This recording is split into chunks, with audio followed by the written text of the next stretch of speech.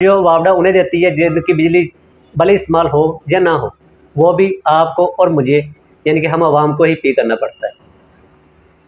और ये प्राइवेट कंपनियाँ बिजली पैदा करती हैं तेल से यानी पेट्रोल से, इसी वजह से पेट्रोल की कीमत बढ़ जाती है, या पेट्रोल की कीमत बढ़ती है तो बिजली की कीमत ऑटोमेटिक बढ़ जाती है।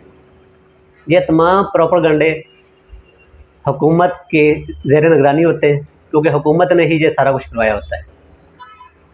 अब इसके साथ साथ मैं आपको एक और ख़बर देता चलूँ ज़राअत के बारे में। अभी आप और मैं, भले महंगा मिल रहा है लेकिन आटा मिल तो रहा है, लेकिन आइंदा कुछ सालों में ये आटा आप और मुझे कभी भी नहीं मिलेगा। क्यों नहीं मिलेगा? कि हुकूमत ने एक मुआहदा किया है कि इंटरनेशनल तौर पर जो कॉरपोरेट फार्मिंग कंपनियां हैं उनके साथ एक मुआहदा कर लिया है। उस मुआहदे के तहत ये इंटरनेशनल फार्मर आपके पाकिस्तान में आएंगे और आपसे सैकड़ों